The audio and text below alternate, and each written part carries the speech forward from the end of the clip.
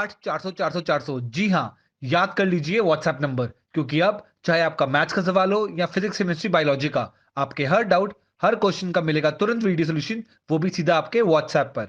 बस अपने फोन में डाउटनेट का 8 400 400 400 व्हाट्सएप नंबर सेव कर लीजिए और चैट ओपन कीजिए। फिर जो भी आपका डाउट है उस सवाल की आपको बस फोटो खींचनी है, उसे क्रॉप करना है और 5 सेकंड में आपको उसका वीडियो सोल्यूशन मिल जाएगा। क्लास 6 से 12 IIT JEE, NEET, CBSE boards और सभी स्टेट बोर्ड्स के बच्चों के लिए। तो देर किस बात की, अभी जाइए और 8 400 400 400 पर अपना सवाल व्हाट्सएप कीजिए और अपने सभी डाउट्स को आउट कीजिए। लिंक डिस्क्रिप्शन में है।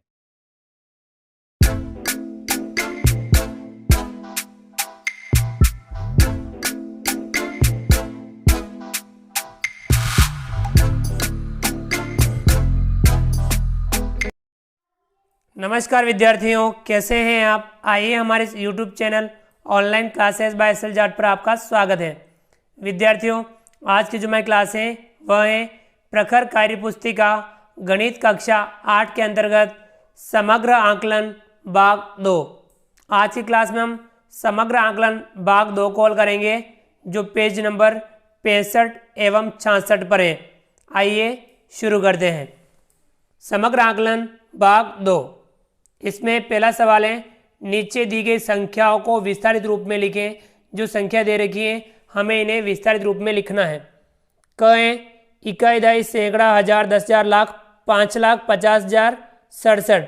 अब इसमें लाख पे कितना है 5, तो यहाँ लिखेंगे 5,00,000 प्लस हजार पे कितना है 0 यानी 0,000, सैकड़ा पे कितना है 0 यानी 0 सैकड़ा, प्लस दहाई पे कितना है 6 यानी 6 दहाई, इकाई पे कितना है इकाई पे है 7, तो हम लिखेंगे 7 इकाई, 10,000 पे कितना है 5, 5 10,000। इस प्रकार से इसका विस्तारित रूप हुआ 5,00,000 प्लस 0,000 प्लस 0 सैकड़ा प्लस 6 दहाई प्लस 7 इकाई प्लस 5 10,000। इसी प्रकार ख वाला है इकाई, दहाई, सैकड़ा, हजार, 10,000, लाख, 3,70,269। अब इसमें लाख पे कितना है 3, तो यहाँ लिखेंगे 3,00,000 प्लस हजार पे कितना है 0, यहाँ लिखेंगे हम 0,000, प्लस सैकड़ा पे कितना है 2, तो यहाँ लिखेंगे हम 2 सैकड़ा, प्लस दहाई पे कितना है 6, तो यहाँ लिखेंगे हम 6 दहाई, प्लस इकाई पे कितना है 9, तो हम यहाँ लिखेंगे 9 इकाई, प्लस 10,000 पे कितना है 7, तो हम यहाँ लिखेंगे 7 10,000। इस प्रकार से हमने इनका विस्तारित रूप लिखा। अगला है दूसरा, खाली स्थान में छोटा या बड़ा के चिन्ह का प्रयोग कर सही उत्तर दें। विद्यार्थी यहाँ हमें इनकी तुलना करनी है और इन चिन्हों में से हमें जो उपयुक्त चिन्ह हो वह लगाना है। जिस तरफ बंद मुंह उस तरफ छोटी संख्या, जिस तरफ खुला मुंह उस तरफ बड़ी संख्या। क है 4,99,069 और ये 2,49,732। तो ये संख्या बड़ी है, ये संख्या छोटी है, तो यहाँ पे ये वाला चिन्ह लगेगा, तो हम ये वाला चिन्ह लगाएंगे कि ये संख्या बड़ी है और ये संख्या छोटी है। ख है 1,88,808 और ये 1,86,179। ये संख्या बड़ी है, ये संख्या छोटी है, तो यहाँ पे भी ये वाला चिन्ह ही लगेगा। ग है 8,46,099 और 8,46,089। तो ये संख्या बड़ी है, तो हम यहाँ ये वाला चिन्ह ही लगाएंगे। अगला है ग 2,99,069 और यहाँ है 1,86,107। तो ये संख्या बड़ी है, तो यहाँ पे भी ये वाला चिन्ह ही लगेगा। तो ये संख्या बड़ी है और ये संख्या छोटी है। चलिए विद्यार्थियों आगे बढ़ते हैं। अगला जो सवाल है तीसरा, संख्या रेखा का प्रयोग करते हुए निम्नलिखित पूर्णांकों के जोड़ को प्रदर्शित करें और उनका मान बताएं। संख्या रेखा का प्रयोग करके हमें ये जोड़ बतानी है और यहाँ इसका मान हमें बताना है। ये संख्या रेखा पर 0, यहाँ आएगा 1 2 3 4 5 6 7 8 9 और इस तरफ होगा -1 -2 -3 -4। ठीक है विद्यार्थियों, अब यहाँ देखिए क है 9 प्लस -6, 9 में हमें -6 जोड़ना है। ये रहा 9, इसमें -6 जोड़ेंगे हम, यानी इस तरफ 6 अंक इस तरफ चलेंगे, 1 2 3 4 5 6, तो यहाँ कितना आएगा 3। तो यहाँ पे जोड़ कितना आएगा 3। ठीक है विद्यार्थियों, संख्या रेखा के आधार पे हमने जोड़ा, इसका जोड़ कितना आया 3। यानी 9 प्लस माइनस 6 बराबर 3। ख है -3 प्लस -7। अब ये संख्या रेखा बना देते हैं। 0 की इधर 1 2 और इस तरफ -1 -2 -3 -4 -5 -6 -7 -8 -9 -10 -11। अब यहाँ देखिए -3 यानी हम यहाँ पे हैं और यहाँ से हमें इसमें जोड़ना है -7 यानी हमें इस तरफ चलना है। 1 2 3 4 5 6 7 तो हम कब हो जाएंगे -10 पर। तो इन दोनों की जोड़ क्या आएगी -10। ठीक है विद्यार्थियों, -3 प्लस -7 बराबर -10। चलिए आगे बढ़ते हैं विद्यार्थियों। अगला जो सवाल है सवाल नंबर 4। दी गई संख्याओं का गुणज और गुणनखंड लिखे। ये जो संख्या दे रखी है हमें इनके गुणज लिखने हैं और गुणनखंड लिखने हैं। गुणज 5 संख्या तक लिखने हैं और गुणनखंड हमें सभी लिखने हैं। कहें 12 के गुणज है 12 24 36 48 60 और गुणनखंड है 1 2 3 4 6 और 12। इसी प्रकार ख है 25 के हम गुणज लिखेंगे। 25 एकम 25 25 दूनी 50 25 तिया 75 25 चौके 100 25 पंजा 125। तो ये हमने 5 गुणज लिखे। 25 के गुणनखंड लिखेंगे 1 5 और 25। इसी प्रकार से अगला है ग। संख्या है 44 के हम गुणज लिखेंगे। 44 एकम 44 44 दूना 88 44 तिया 132 44 चौके 176 44 पंजे 220। ठीक है विद्यार्थियों, ये हमने इनके पहले 5 गुणज लिखे। 44 के गुणनखंड लिखेंगे हम 1 के बाद में 4 के बाद में विद्यार्थियों 2 भी है इसका।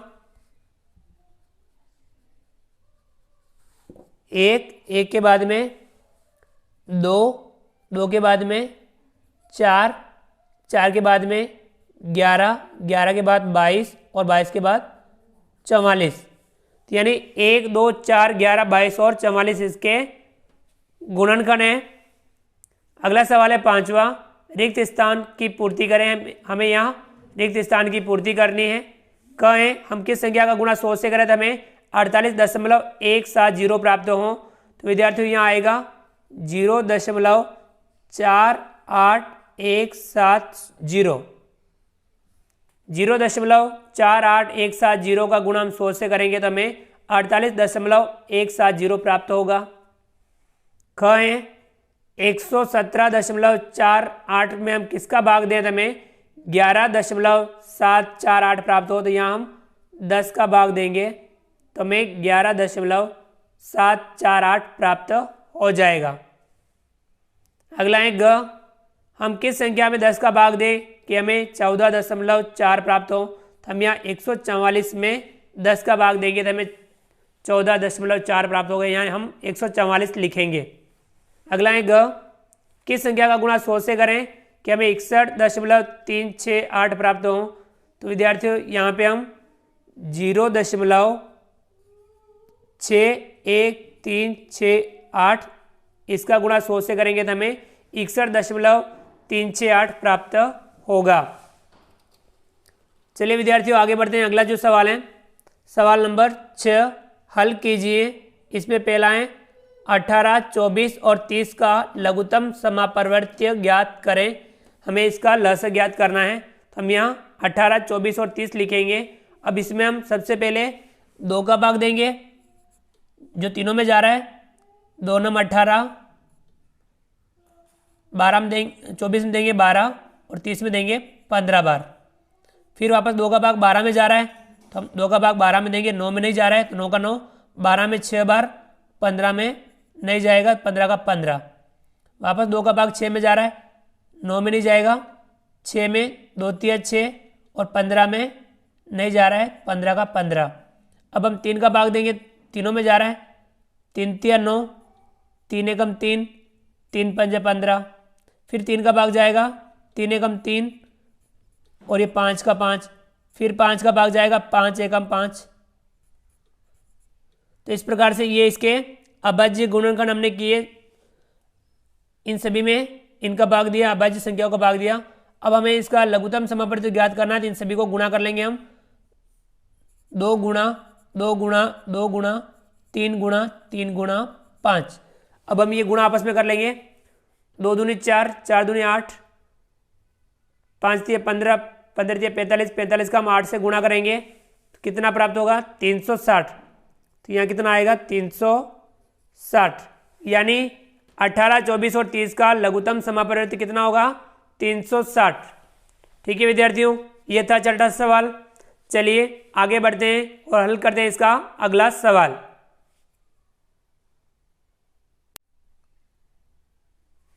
विद्यार्थियों अगला जो सवाल है सवाल नंबर 7, महत्तम समापवर्तक ज्ञात करें। तो विद्यार्थियों हमें महत्तम समापवर्तक ज्ञात करना है। क्या है? 28 और 24 का हमें महत्तम समापवर्तक ज्ञात करना है। हम 28 के गुणनखंड करेंगे, तो 28 के गुणनखंड होंगे 1, 2, 4, 7 और 14 और 28 भी होता है।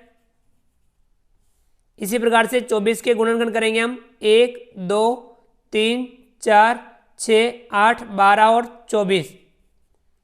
अब यहाँ में महत्तम समापवर्तक वह होगा इनका सबसे बड़ा गुणनखंड जो दोनों में मिल रहा हो।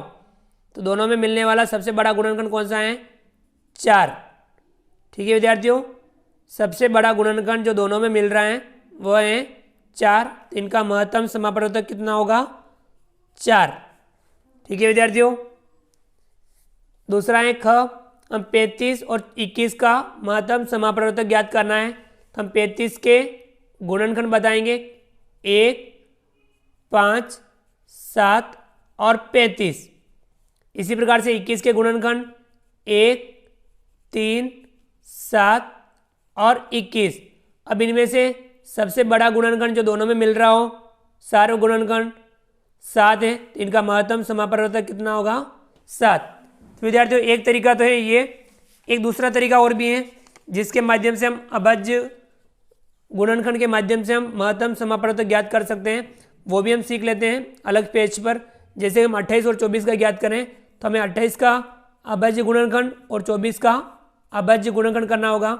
28 का अभाज्य गुणनखंड करते हैं 2 का भाग 14, 2 का भाग 7 और 7 का भाग 1। 24 का करेंगे 2 का भाग 12, 2 का भाग 6, 2 का भाग 3 और 3 का भाग 1। अब यहाँ 28 के अभाज्य गुणनखंड है 2 गुणा 2 गुणा 7 और 24 के हैं 2 गुणा 2 गुणा 2 गुणा 3। तो इनका म से ज्ञात करना है। जो दोनों मिल रहा है वो गुणनखंड लिख लो, यहाँ पे 2 मिल रहा है लिखा, वापस 2 मिल रहा है इसे भी लिख दिया, और तो कुछ नहीं मिल रहा है। इनका गुणा कर दो 2 दूनी 4, यानी इनका म से कितना होगा? 4। इसी प्रकार से हम 35 और 21 का भी ज्ञात कर सकते हैं।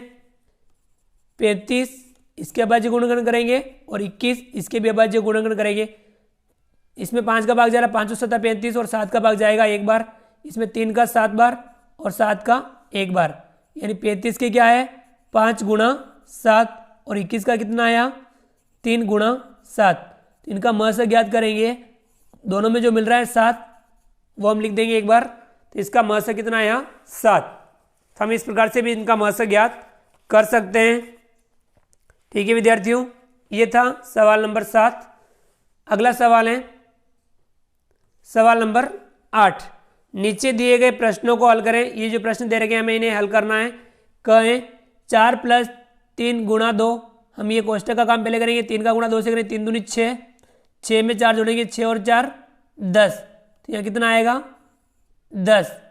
ठीक है विद्यार्थियों, अगला है ख 8 भाग कोष्टक 3 + 5। तो ये कोष्टक का काम पहले करेंगे, 5 में 3 जोड़ेंगे 8, 8 का भाग 8 में देंगे 1 बार, तो यहाँ आएगा 1। गए 3 + 5 कोष्टक गुणा 8, ये जोड़ना है, 5 और 3 जोड़ेंगे 8, 8 का गुणा 8 से करेंगे 8 बटे 64, यहाँ आएगा आपके 64। चलिए विद्यार्थियों आगे बढ़ते हैं।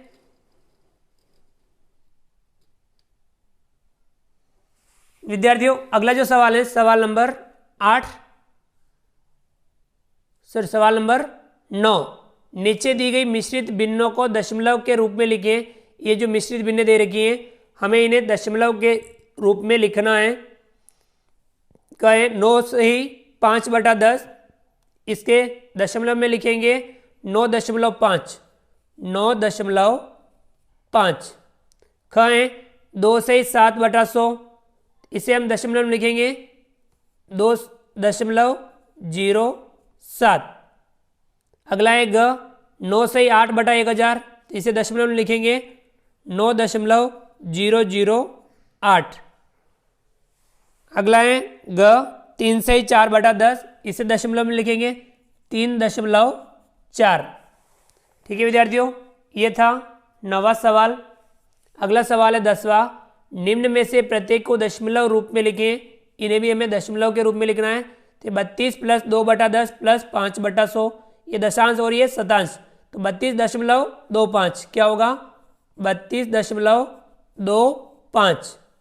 कहें 3/10 + 7/100 + 6/1000, दशांश शतांश और सहस्त्रांश, तो यहाँ आएगा 0.376, 0.376। ठीक है विद्यार्थियों, चलिए आगे बढ़ते हैं। अगला जो सवाल है सवाल नंबर 11। एक बस 6 घंटे में 367.80 किमी की दूरी तय करती है। यह 1 घंटे में कितनी दूरी तय करेगी? 6 घंटे में 367.80 किमी की दूरी तय करती है। 1 घंटे में कितनी दूरी तय करेगी? तो हम लिखेंगे 1 घंटे में दूरी तय करेगी। हम इसमें 6 का भाग दे देंगे 367.80 और इसमें हम भाग देंगे 6 का। तो विद्यार्थियों ये भाग हम अलग पेज पे दे देते हैं। 367.80 और इसमें हमें भाग देना है 6 का।